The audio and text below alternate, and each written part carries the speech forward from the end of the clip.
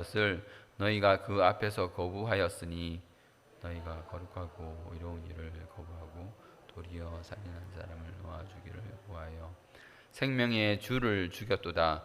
그러나 하나님이 죽은 자 가운데서 그를 살리셨으니 우리가 이 일의 증인이라.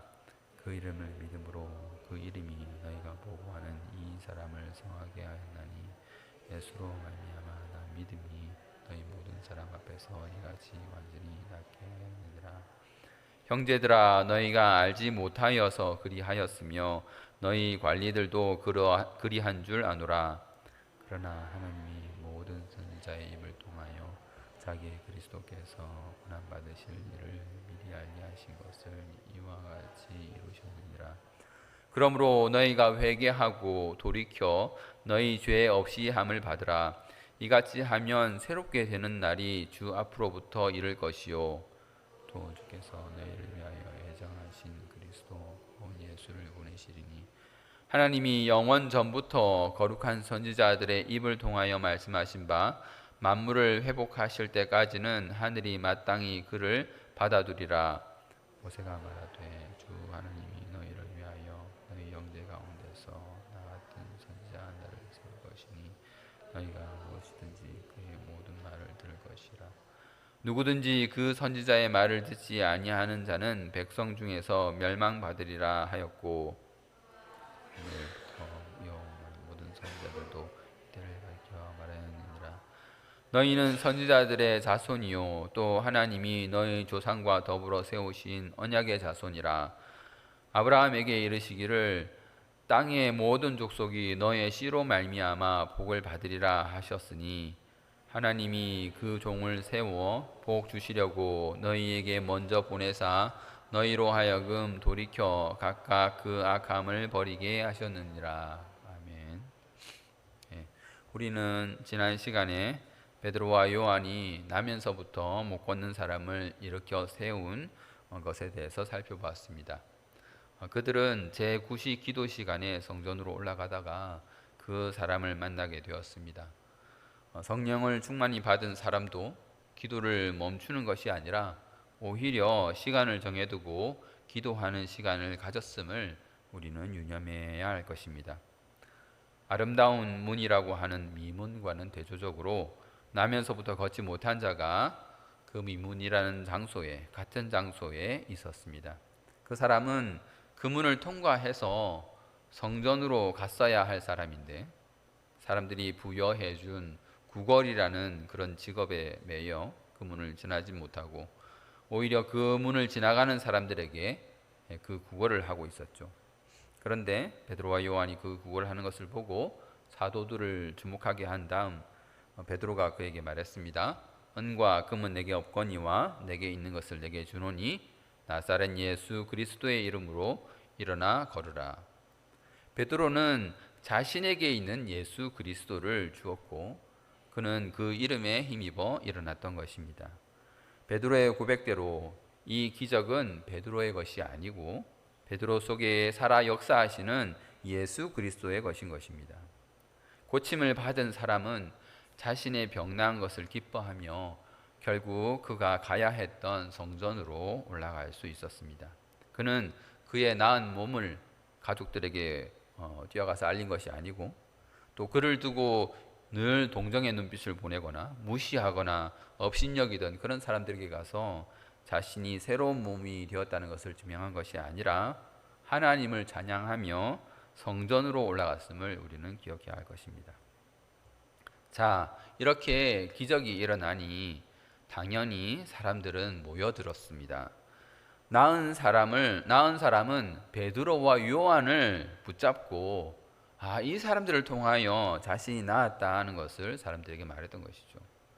백성이 크게 놀라며 달려 나왔다고 했습니다. 아마도 이 미문에 앉았던 거지는 거기 있는 모든 백성이 알 정도로 유명했던 것 같습니다. 그도 그럴 것이 늘 그 문에 있었다고 했으니까요.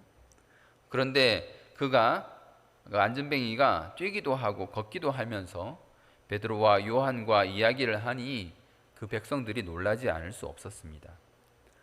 그런데 오늘 베드로는 이것을 경계하고 백성들에게 주의를 줍니다. 뭐라고 주의를 줍니까? 12절 말씀입니다. 베드로가 이것을 보고 백성에게 말하되 이스라엘 사람들아 이 일을 왜 놀랍게 여기느냐 우리 개인의 권능과 경건으로 이 사람을 걷게 한 것처럼 왜 우리를 주목하느냐. 이 사람들아 이 일을 왜 놀랍게 여기느냐. 여러분 놀라운 일 아닙니까?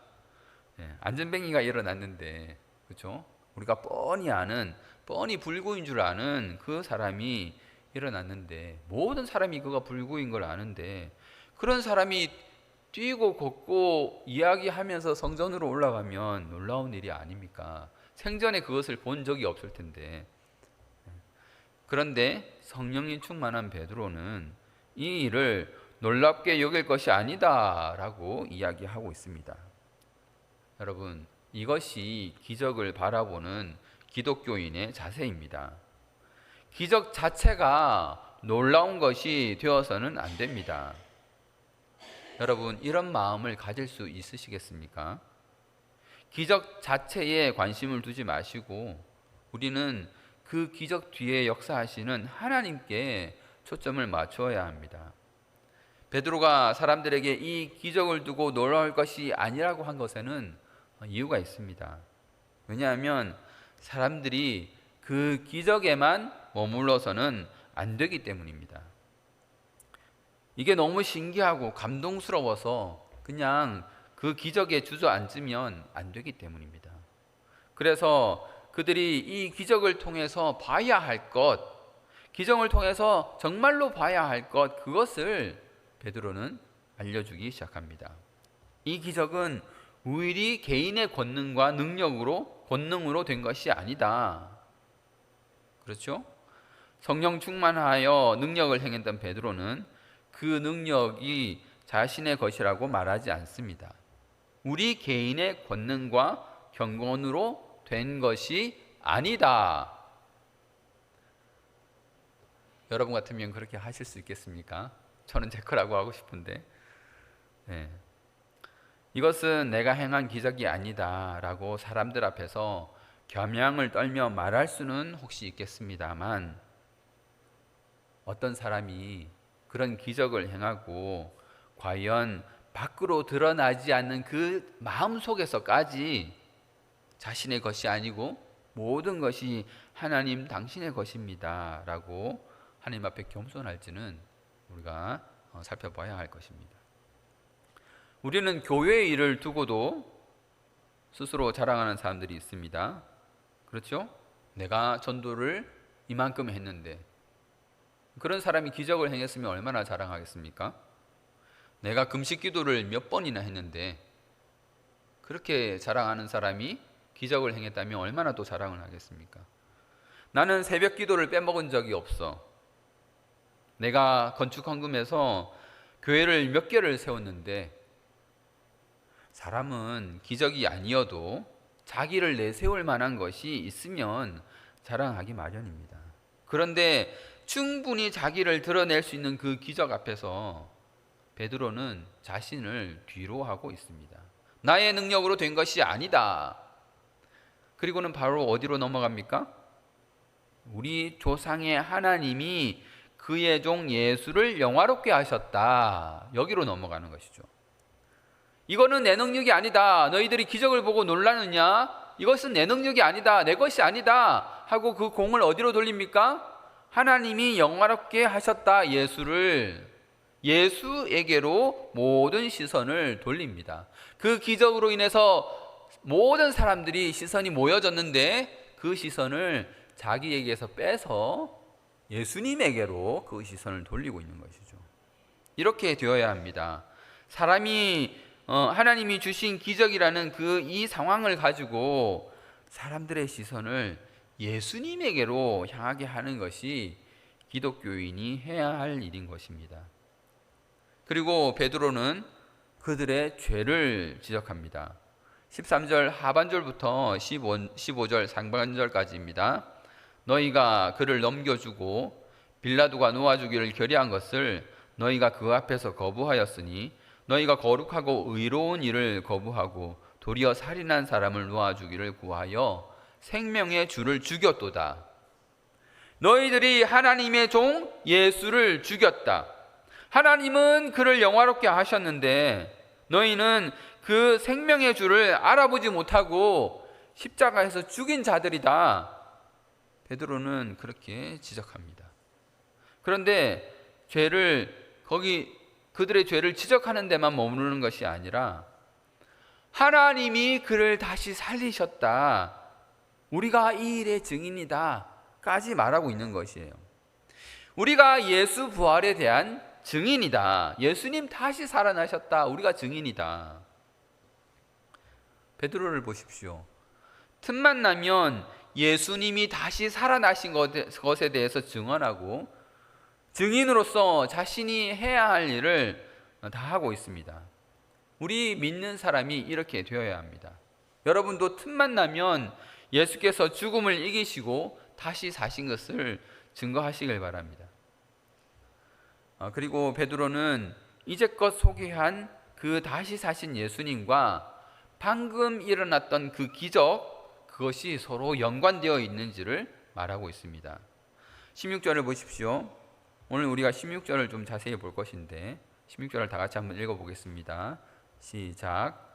그 이름을 믿음으로 그 이름이 너희가 보고 아는 이 사람을 성하게 하였나니 예수로 말미암아 난 믿음이 너희 모든 사람 앞에서 이같이 완전히 낫게 하였느니라.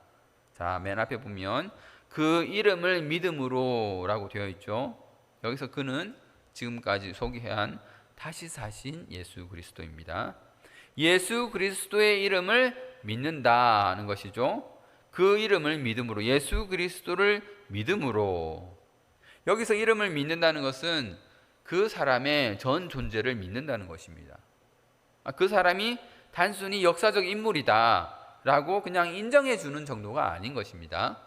그래, 뭐 예수님 2000년 전에 계셨지 하고 그냥 인정하는 정도가 아니라 그 이름이 가진 의미, 예수라는 이름이 가진 의미를 알고 그리스도라는 이름이 가진 그 의미가 나에게 어떻게 적용되는지 그거를 내가 믿는다는 것입니다. 여러분, 예수 무슨 뜻입니까? 호세야, 여호수아. 여러분, 예수 무슨 뜻입니까? 마태복음 1장 21절입니다. 아들을 낳으리니 그 이름을 예수라 하라. 이는 그가 자기 백성을 그들의 죄에서 구원할 자이심이라 하니라. 예수 무슨 뜻입니까? 구원자라는 뜻입니다. 그러니 예수 그 이름을 믿는 자는 예수님을 구원자, 하나님이 자기 백성을 죄에서 구원하시려고 보내신 자로 믿는다는 것입니다. 예수를 구원자로 믿음으로, 그렇죠? 시작은 이렇게 합니다. 예수를 구원자로 믿음으로 그 이름이 너희가 보고 아는 이 사람을, 너희가 잘 아는 이 안진뱅이를 성하게 하였다. 여기서 여러분 그냥 얼렁뚱땅하게 넘어가시면 안 됩니다. 이런 의문이 드셔야 됩니다. 예수님은 죄에서 우리를 구원할 자라고 방금 말했죠. 그냥 죄에서만 구원하면 되지, 그 병든 사람이나 불구자가 온전케 되는 것, 그것은 무슨 상관인가? 이렇게 생각할 수 있습니다. 그렇죠?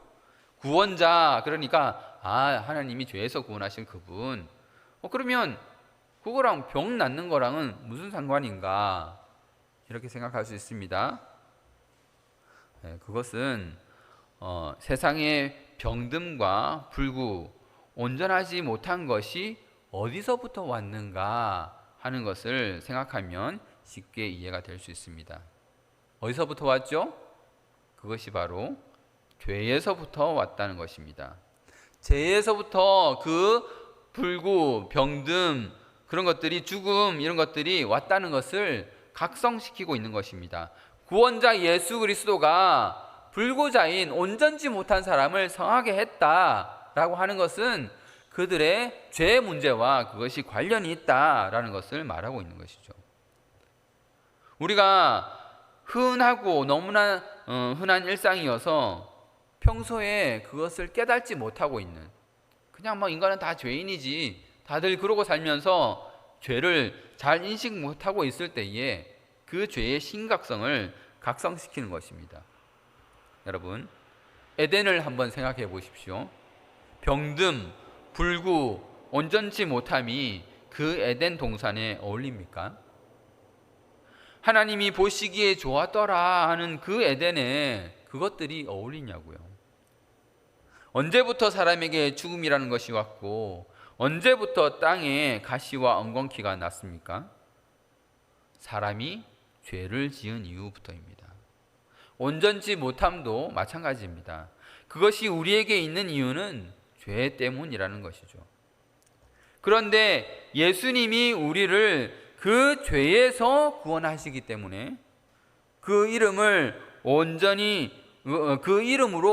온전하지 못하던 그가 온전하게 되어진다라는 것을 말해주는 것입니다. 그러므로 그가 온전지 못한 데에서 온전하게 된다는 것은 무엇을 해결한다는 것입니까? 죄의 문제를 해결한다는 것입니다. 죄는 있는데 안진뱅이라는 그 모양으로 죄의 증상을 나타내지 않는 자들이 있었죠. 안진뱅이는 자신의 죄인됨을 그 안진뱅이, 죄로 인한 그 증상으로 나타내고 있었습니다. 나는 안진뱅이요, 나는 죄인이요 라고 그는 나타내고 있었고 그 안진뱅이가 나았잖아요. 그런데 나는 안진뱅이가 아니요, 나는 불구가 아니요 라고 생각하며 자신은 죄의 증상이 없다고 여기던 그런 사람들이 있었습니다. 멀쩡히 그 안진뱅이가 일어나는 것을 신기해하며 놀라워했던 그 사람들입니다. 지금 베드로가 그 사람들에게 이야기하는 것입니다. 너희들 지금 이거 보고 놀랄 일이 아니야. 안진뱅이 이 사람은 죄가 만들어 놓은 불완전이라는 증상으로 그 겉으로 그게 드러났을 뿐이지 사실 너희 모두가 죄인이야. 단지 겉으로 그 증상이 드러나지 않았을 뿐이지 너희 모두가 예수를 십자가에 죽인 것만 봐도 너희가 죄인이라는 것은 자명한 일이야. 그런데 죄를 지적하는 데까지만 말하는 것이 아니라 하나님이 그를 다시 살리셨다, 그리고 그 일에 우리가 증인이다 라고 하면서 예수 부활에 대해서 베드로는 증거하였습니다. 앞에서 말씀드렸던 대로 베드로는 틈만 나면 예수 다시 사심을 증언하고 증인으로서 자신의 해야 할 일을 다했습니다. 이렇게 되어야 합니다.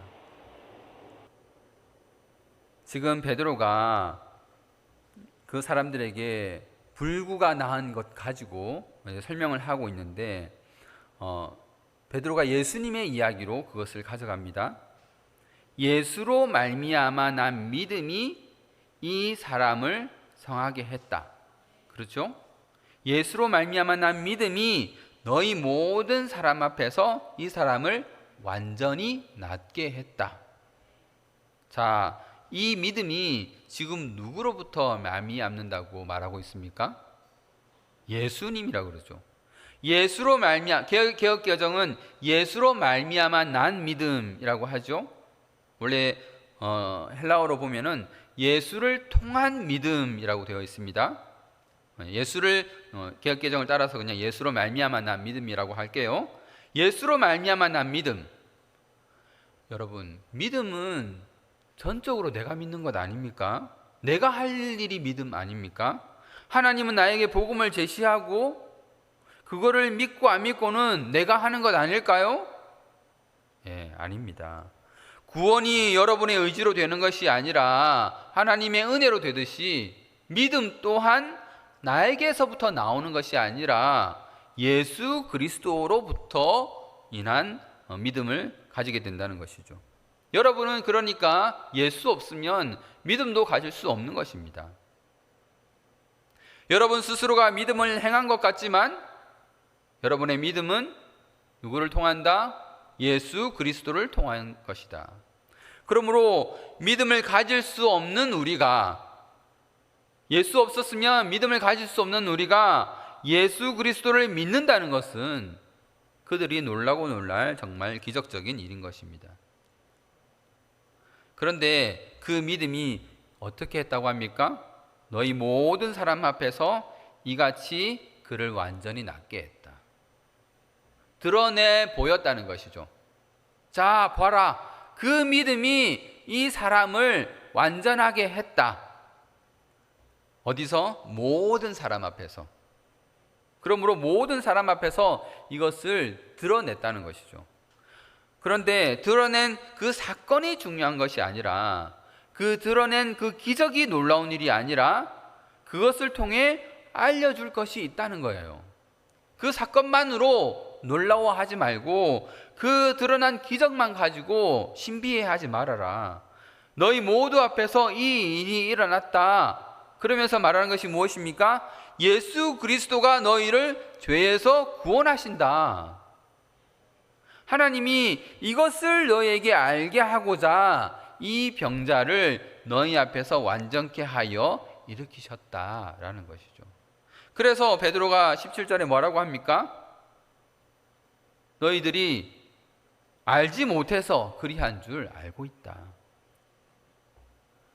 그런데 그것마저도 예수님이 고난 받으실 것을 선지자들을 통하여 미리 말씀하신 것이고 그것이 예수를 통하여 이루어진 것이다. 베드로는 그러니까 그 모든 것을 가지고 예수 그리스도를 설명하는 대로 가져가고 있습니다. 기적은 단지 시선을 모으고 그 기적이 예수님의 것이라는 것을 알려주는 데에 있고, 모든 그들의 생각과 그들의 시선을 누구에게로 돌리고 있습니까? 구원자 예수 그리스도에게 돌리고 있는 것이죠. 19절 말씀입니다. 그러므로 형제들아 회개하고 돌이켜 죄 없이 함을 받으라. 이게 결론이죠. 그러니 하나님의 말씀이 어떤 사람을 죄인으로 드러내는 것은, 지금 베드로가 말씀을 전했죠. 그 베드로가 말씀을 전해서 그들이 하나님의 말씀을 받으면 그 사람들이 어떻게 드러나게 됩니까? 죄인으로 드러납니다. 그 사람들에게 복음을 전하고 그 사람으로 하여금 죄사함을 받게 하는 것이 말씀 전함의 목적인 것이죠. 베드로가 지금 그 일을 하고 있는 거예요. 놀라운 기적이 일어납니다. 그랬더니 베드로가 그 기적을 매개체 삼아서 예수 그리스도를 소개하고 사람으로 하여금 그들 자신이 죄인인 것을 깨닫게 하고, 그래서 사람들로 하여금 구원자 예수 그리스도를 믿게 하는 것, 이것이 바로 성령님께서 성도들에게 성령 충만하게 만드셔서 하시는 일인 것입니다. 성령 충만해서 딴 거 하는 게 아니라 믿지 않는 자들에게 복음을 전하게 하고 살아계신 예수를 증거하게 하고 구원자 예수 그리스도를 믿게 하는 것, 이것이 성령의 역사인 것입니다. 예수 그리스도가 누구신지, 어떤 분이신지 오롯이 드러나게 하는 것, 그것이 성령의 하시는 일인 거예요. 그렇게 예수를 믿고 죄사함을 받으면 어떻게 된다고 합니까?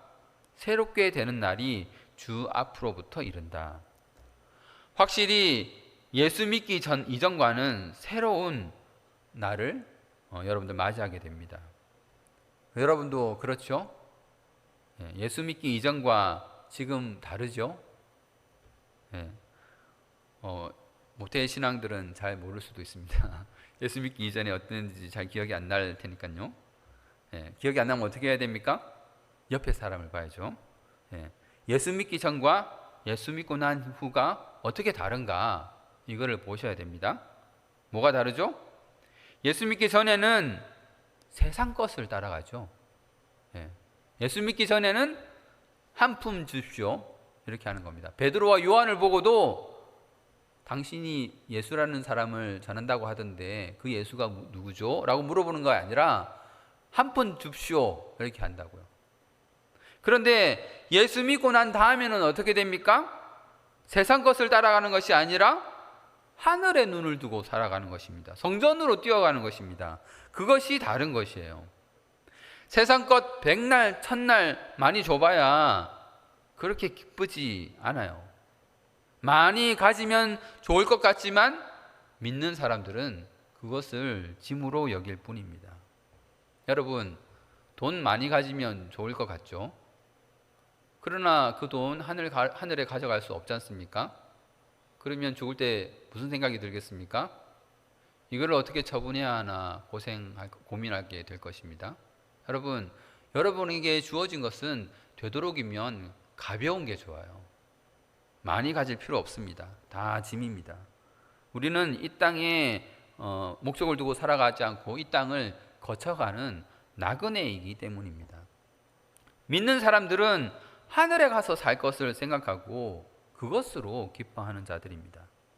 늘 자기 자신이 하늘의 사람인지 그것을 확인하고 그 나라에 가면 어떻게 살 것인지 그것을 궁금해하고 또 하늘나라를 알기 원하고 또 하나님을 알기 원하고 예수 그리스도를 알기 원하고 그러다가 그 중에 하나를 알았을 때에 그게 그렇게 기쁜 것입니다. 여러분들은 어떻습니까? 예배드리고 기도하면서 하나님은 자기 백성들이 이렇게 할 때 기뻐하시는구나. 그것을 혹시 깨달은 적이 있으십니까? 하늘나라 가서 하나님과 살면 이렇게 살겠구나. 그런 것을 깨달으신 적이 있으십니까? 그럴 때 여러분들의 마음이 기쁘십니까? 아니면 그냥 밥이나 잘 먹고 좋은 차 타고 다니고 아프지 않고 돈이나 많이 버는 그런 세상 것이 더 좋으십니까? 베드로의 설교를 통해 우리 믿는 사람도 우리의 신앙을 점검해 봐야 합니다. 우리 신앙을 잘 점검하시길 바랍니다. 자, 베드로는 20절에서 놀라운 말씀을 합니다. 또 주께서 너희를 위하여 예정하신 그리스도 곧 예수를 보내시리니. 여러분, 예수 그리스도를 다시 보낸다고 지금 베드로가 말하고 있는 것입니까? 아니, 지금 예수님은 하나님 보좌 우편에 계신 것 아닙니까? 여러분, 언뜻 그렇게 생각이 되죠? 예. 여러분, 예수님이 약속하셨잖아요. 뭐라고 약속하셨습니까? 내가 세상 끝날까지 너희와 항상 함께 있으리라. 예수님은 저 하늘 저 멀리 어딘가에 계시고 나는 이 땅에 살고, 그래서 예수님께 기도하려면 큰 소리로 외쳐 불러야 들리실 것 같고, 때로는 가끔 기도 소리가 하늘에 닿지 않을 때가 있는 것처럼 그렇게 우리는 생각하지 않습니까? 그러나 아닙니다, 여러분. 예수님은 성도들의 마음속에 항상 살아 계십니다. 그래서 그들이 예수님을 믿기 시작하면 예수님이 그들을 만나 주시는 것입니다. 예수님은 여러분의 모든 필요를 다 알고 계십니다. 여러분의 눈에 보이지 않을 뿐이지, 우리의 눈에 보이지 않을 뿐이지 예수님은 여기 살아계십니다. 베드로가 예수의 살아계심을 또 한 번 역설하고 있는 것입니다. 너희가 다 선지자들의 자손이 아니냐, 그렇게 말하고 있죠, 베드로가. 이게 무슨 말입니까? 너희가 아브라함의 자손, 성경을 썼던 그 선지자들의 자손이 아니냐, 너희들이 성경을 다 알고 있지 않느냐, 이 말인 거예요. 모든 것이 성경에 다 예언되어 있다는 것입니다. 너희 아브라함의 씨 알지? 하나님이 그 약속했던 모든 민족이 복을 받는다는 그 아브라함의 씨, 그 씨가 바로 예수 그리스도인데 너희가 그 씨로 말미암아 복을 받을 것이야. 너희로 하여금 하나님께서 돌아선 그 마음을 다시 너희를 다시 고쳐낼 자를 하나님이 보내셨는데 그가 바로 예수 그리스도. 그가 하나님을 믿지 않는 너희를 하나님을 믿지 않는 악에서 돌아서게 하실 분이야. 회개하게 하실 분이 바로 예수 그리스도야. 너에게 믿음을 주실 분이 바로 예수 그리스도야. 베드로는 지금 이렇게 말하고 있는 것입니다. 이제 말씀을 맺겠습니다. 여러분, 오늘 베드로의 솔로몬 행각에서의 설교를 들으면서 어떤 생각이 드셨습니까?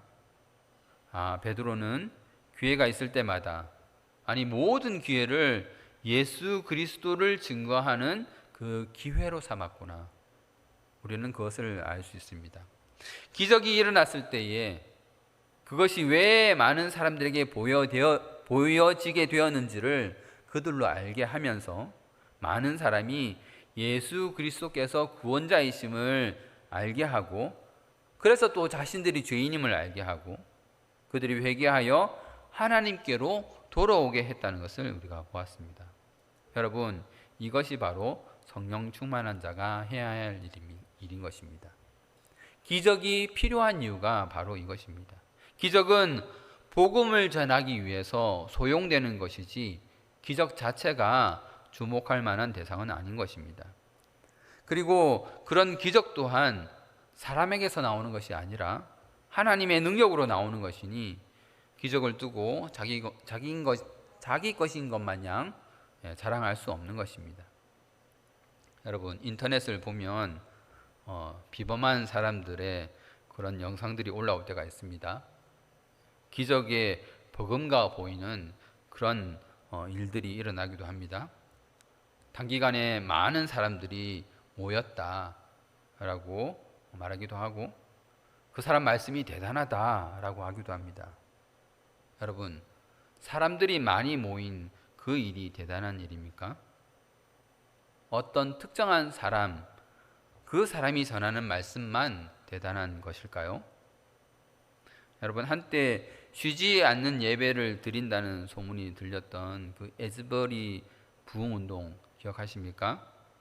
몇 주간 동안 예배가 끊이지 않고 드려졌다고 하니까 마치 기적처럼 대단해 보였지 않습니까? 성령의 역사인지 아닌지, 그것이 성령의 역사인지 아닌지 확인하려면 어떻게 해야 한다고 했습니까? 그 일로 인하여 예수 그리스도가 드러났는지를 확인하라고 했죠. 그리고 예수 그리스도가 드러나게 되면 어떤 일이 벌어지죠? 당연히 사람은 죄인으로 발각되게 됩니다. 예수 그리스도가 구원자이고 사람이 죄인이라면 그 중에 택한 백성은 회개가 일어나게 되겠죠. 자신의 죄를 자복하고 하나님 앞으로 돌아가는 회개가 일어나게 됩니다. 그런데 여러분, 그 에즈버리 대학교 예배의 찬양을 인도했던 그 사람들이 동성애 그룹이었고, 그 인도자 중에 한 사람은 그 당시 여전히 게이였다고 합니다. 죄에 대한 통한의 자복이 없는데 성령의 인도하심이었을까요? 그냥 예배라는 형식을 빌어서 서로 위로하고 서로 교제를 나누고 세계 평화를 위해서 기도하고 하나님의 높으심을 인정하면 다 성령의 역사일까요? 하나님이 전지전능하시다는 것은 마귀도 압니다. 마귀도 알고 떤다고 그랬죠. 가만히 우리를 돌아봅시다. 우리가 과연 놀라운 일들을 보고 싶어 하는지, 아니면 우리의 죄인됨이 드러난다 할지라도 구세주 예수님이 드러나기를 기대하는지, 우리 모두 성령 충만함을 받아서 예수 그리스도 안에서 죄 사함을 받고 하나님 앞으로 더 나아가는 그런 우리 모든 성도들 되시기를 주님의 이름으로 소망합니다.